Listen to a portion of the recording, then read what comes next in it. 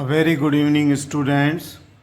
This is a question where you are supposed to draw a diagram and label it. Okay, there will be many questions where you will be asked to draw the diagram and label it. No text, no writing. Okay, except you have to label the diagram after drawing it. Okay, and color are necessary. Okay, to in anatomy you have to use the many colors.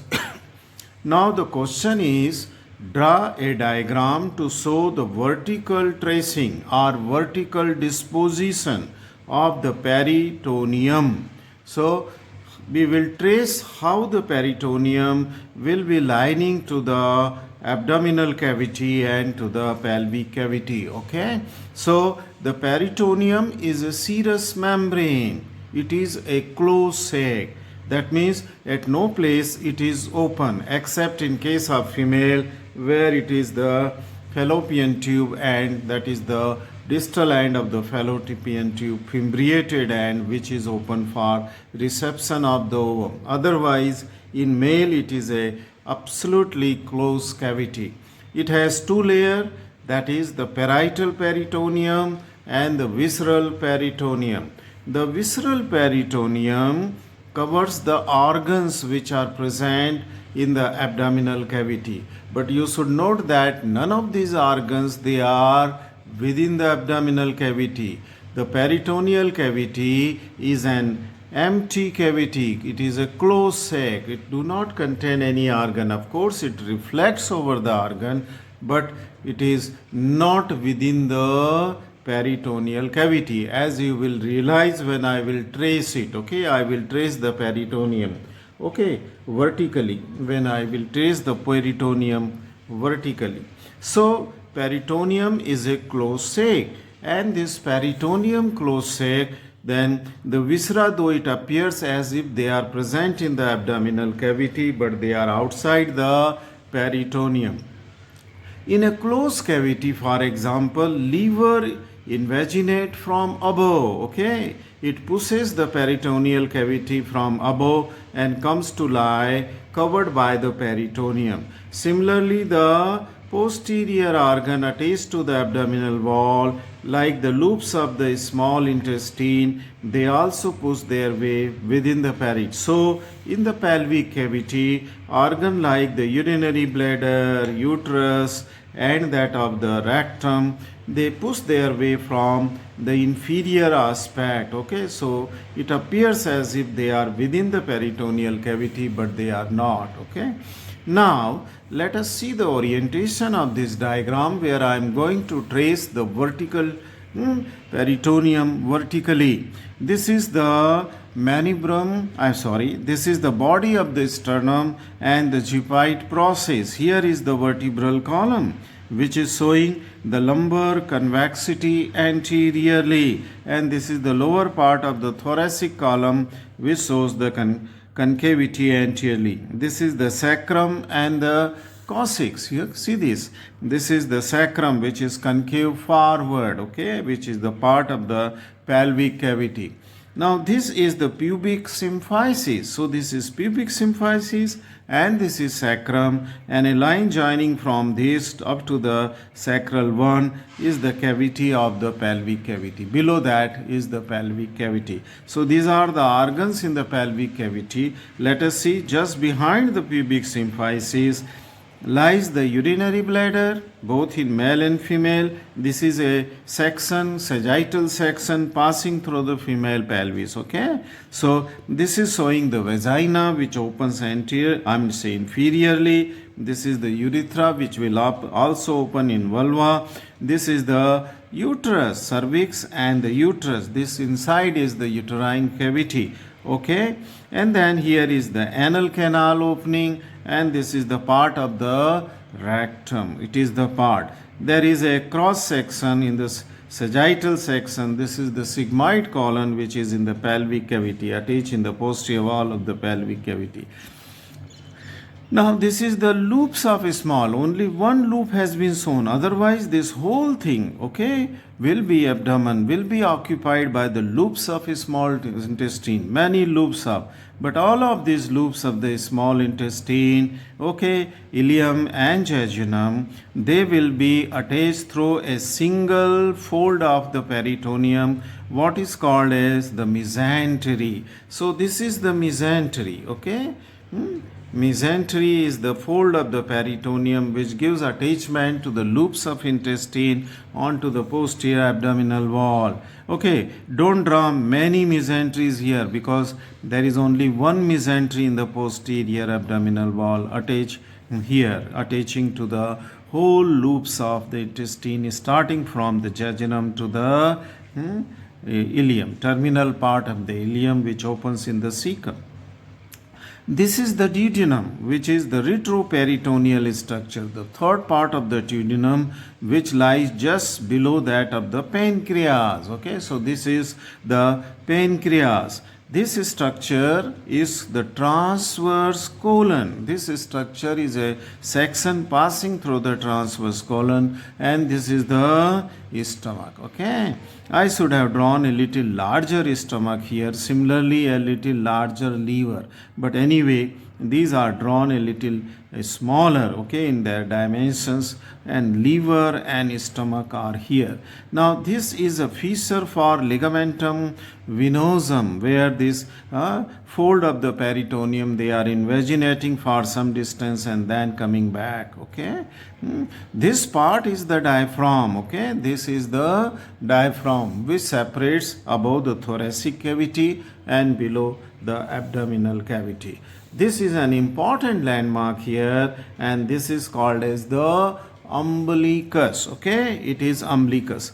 And let us start tracing the reflection of the peritoneum. First, I will try to reflect the peritoneum from the anterior abdominal wall. Okay, that means the peritoneum, parietal peritoneum lining to the anterior abdominal wall.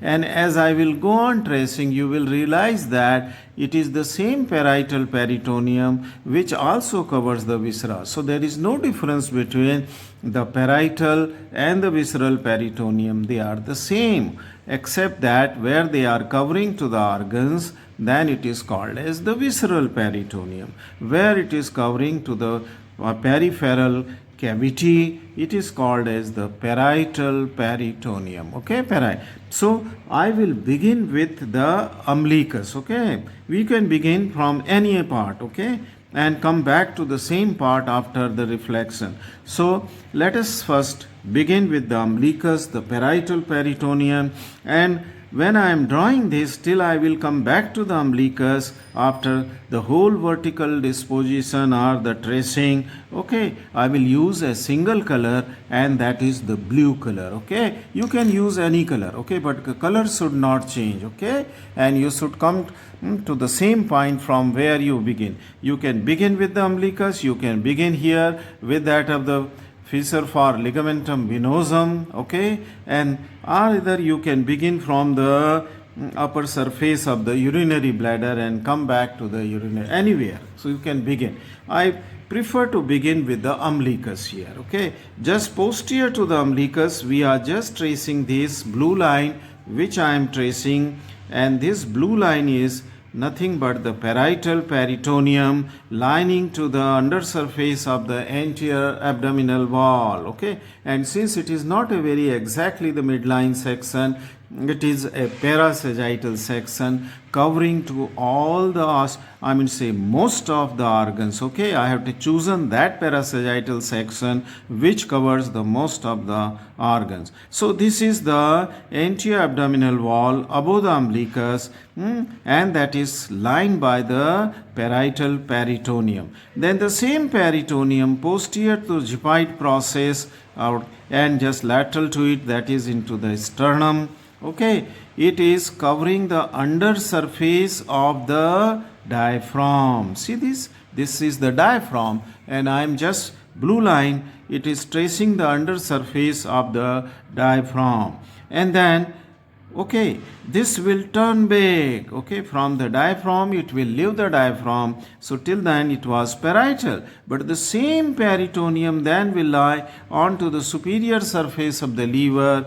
Then it will line to the anterior surface of the liver, and then it will turn at inferior border to cover the inferior surface of the liver. Okay, I have just left a gap between the liver and that peritoneum. Okay, there is no gap. It is closely applied to the surface, but for easy understanding and for drawing purpose, I have just left a small space between the liver. Okay, there is no space. You should remember that. Then this peritoneum, which is now, since it is covering to the liver, it is visceral peritoneum. This will go inside the fissure for ligamentum venosum for some distance, and then it will come back. Okay, it will come back, and then it will be lining here, going up to the lesser curvature of stomach. This is the lesser curvature, and this is the greater curvature of the stomach in the sagittal section. Okay, you should remember that. So from the lesser curvature, then it will be traced onto the anterior surface or antero-superior surface of the stomach, and then from the greater curvature it will be traced here as the anterior layer of the greater omentum. Okay, so it is tracing. I am tracing greater omentum, this layer. Okay, here it is forming the anterior layer of the lesser omentum between the liver and the lesser curvature of the stomach. This small part is the lesser omentum,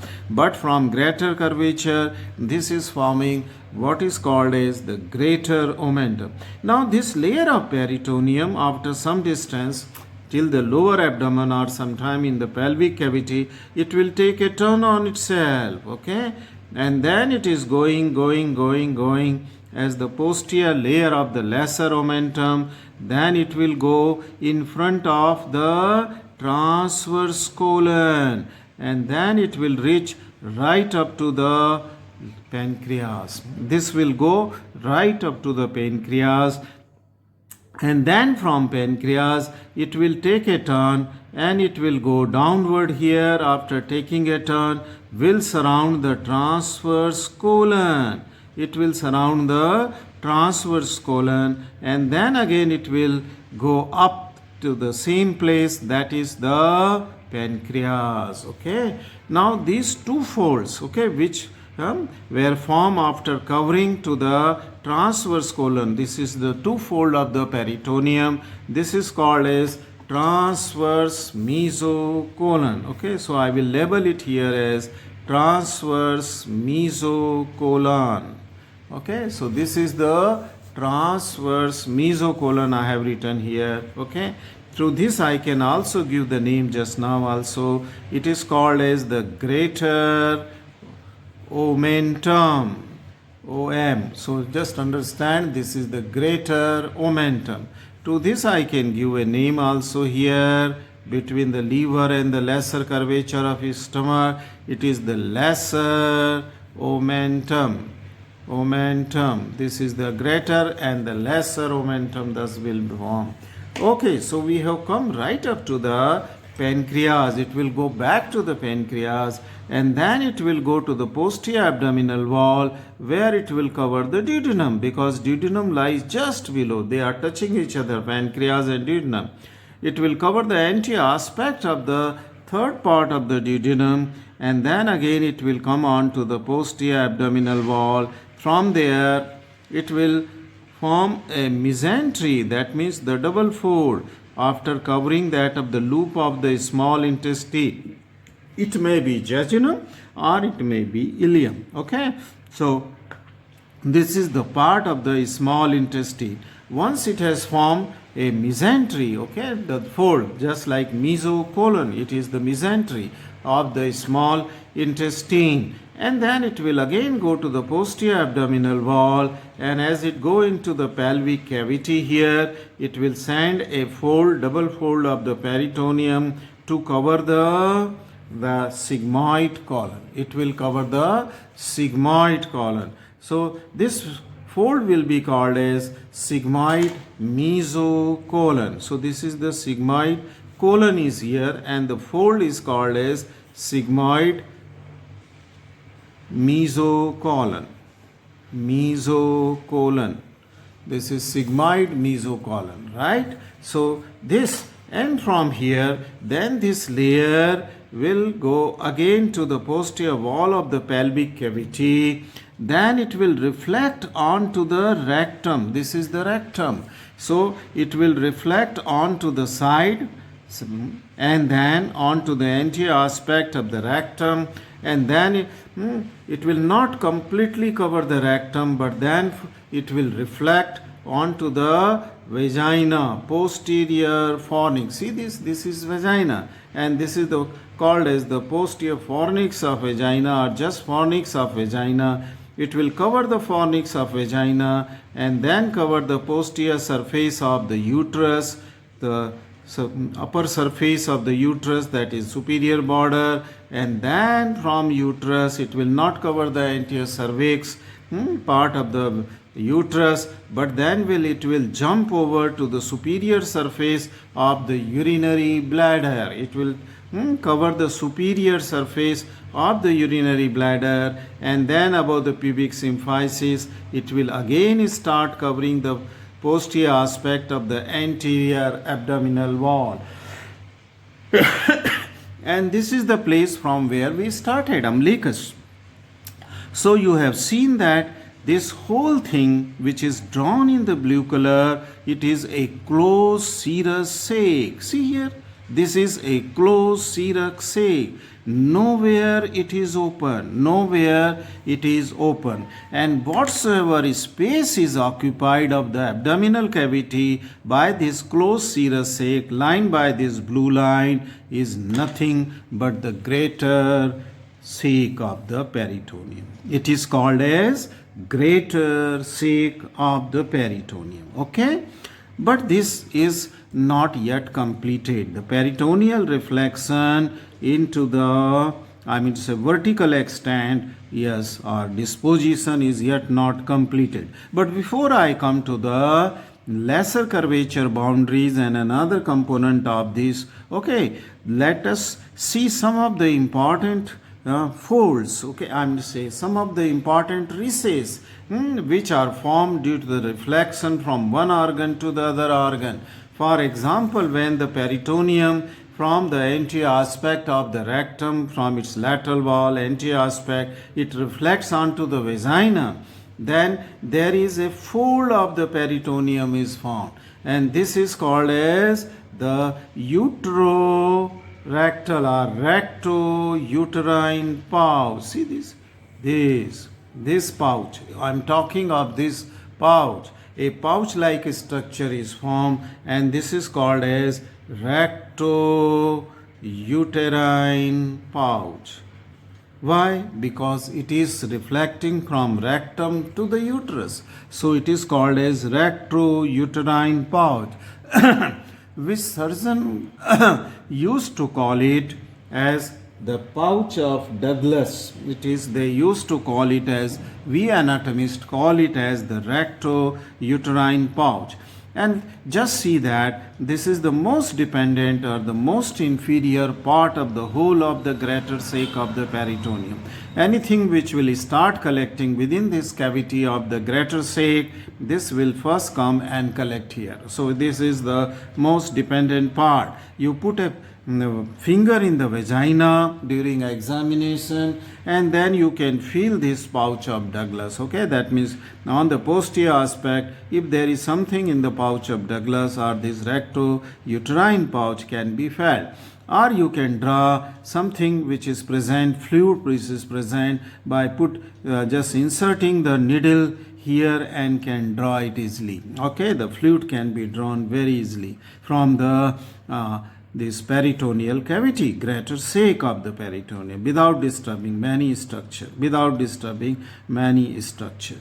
Now, so this was the recto-uterine pouch. Now this pouch or this reflection of the peritoneum from the anterior surface of the uterus to the superior surface of the urinary bladder here. This is again a structure here, that is not the rectouterine pouch, but it will be called as the I mean to say, it should be called as utrovesical or vesico-uterine, anything.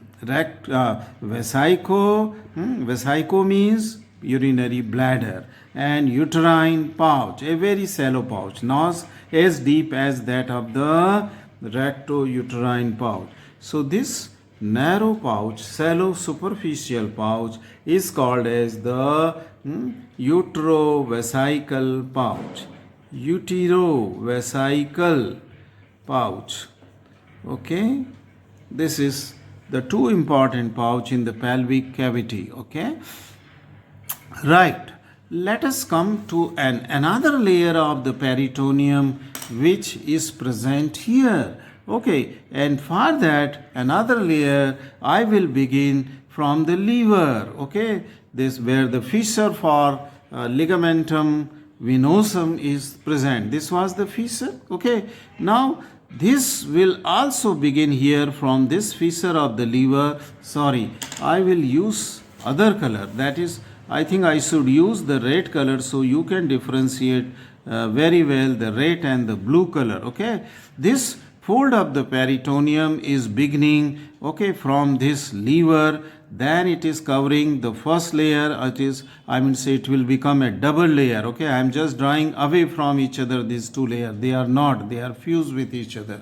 Okay, so this is the second layer of the, what was this? Lesser omentum. Okay, so this second or deep layer or posterior layer of the lesser omentum is starting from the liver, will go to the lesser curvature of stomach, then it will cover the posterior surface of the stomach. Again a gap I have slapped, but it is not there. Okay, it is directly covering to the posterior surface of the stomach, then it will cover the posterior surface of the greater omentum to form the, that means both the layers will form the greater omentum. So it is just covering from inside and forming the greater omentum. Then similarly, as it was anterior layer had reflected, or I would say has taken a turn on itself, this second layer will also take a turn on itself, and then it will become an anterior layer of the posterior part of the greater omentum.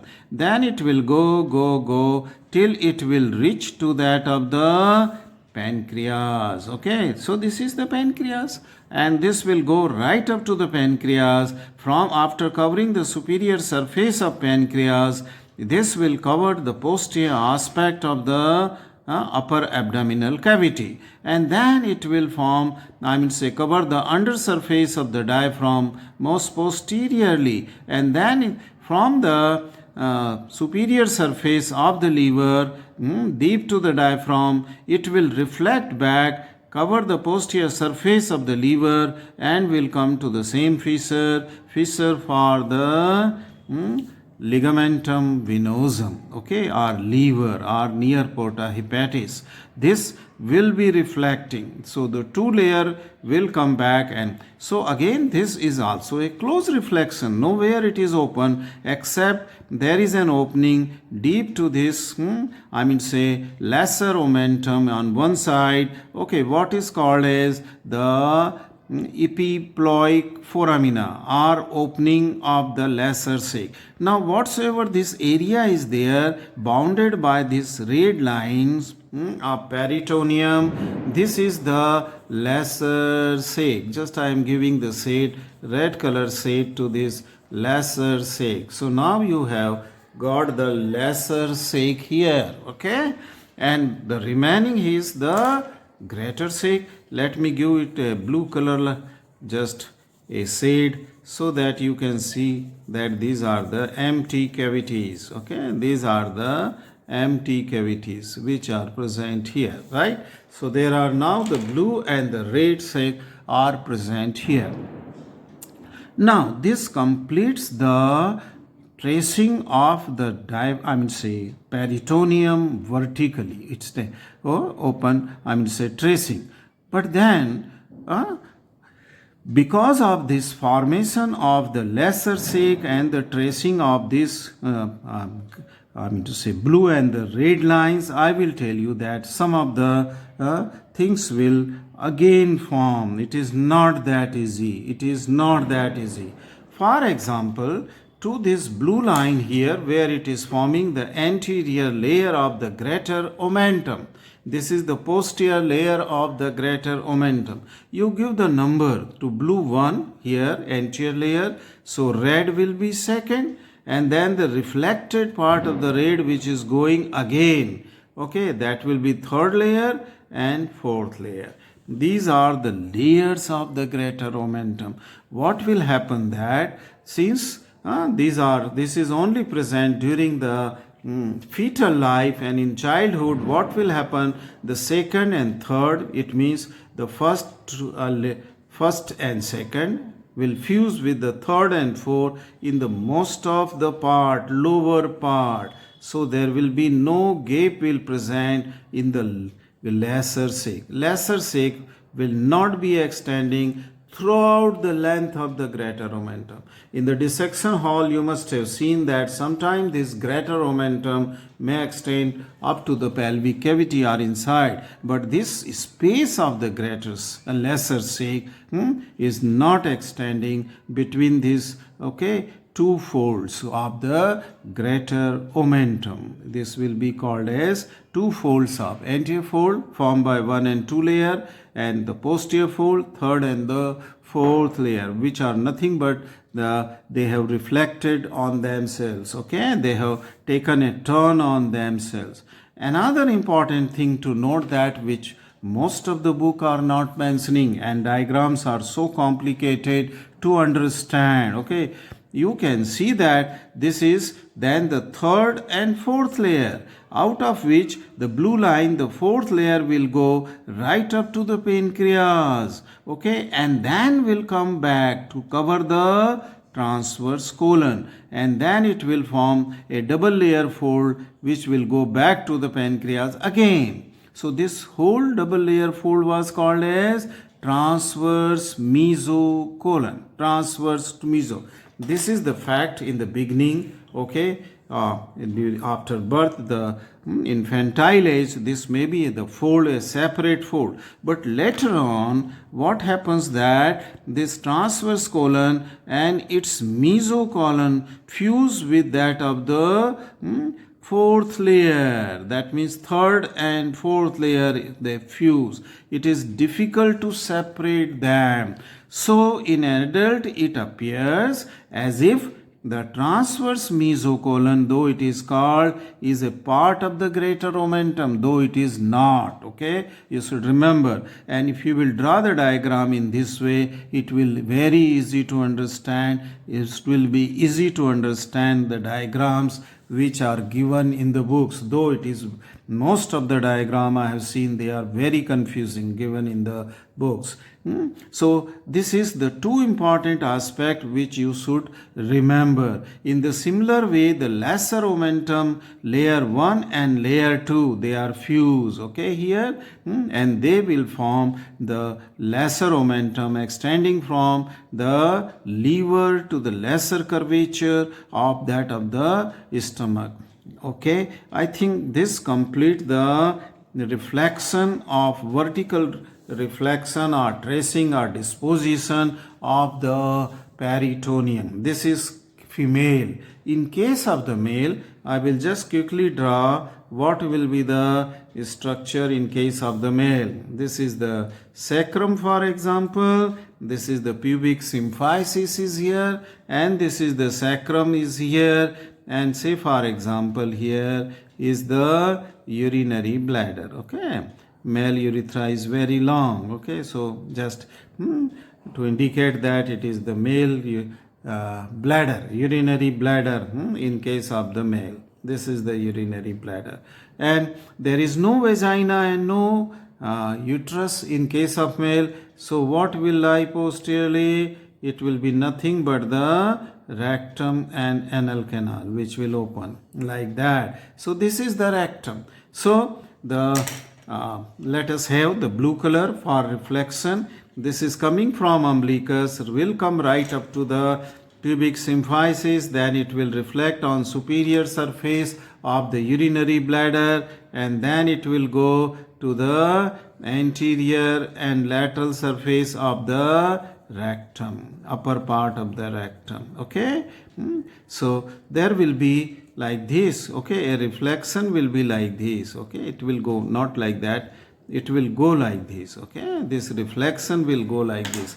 I'm sorry that I just did a little mistake here. Okay, it will be not like this. Okay, so this will be the reflection onto the stomach. This is the sacrum and that. So this reflection then will go to the posterior abdominal wall. So this is that cavity in case of the male.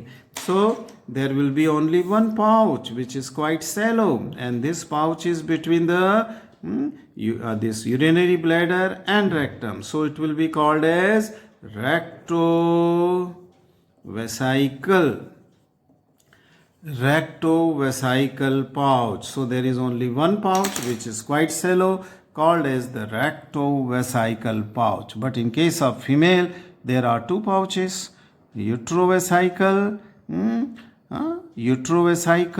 and rectouterine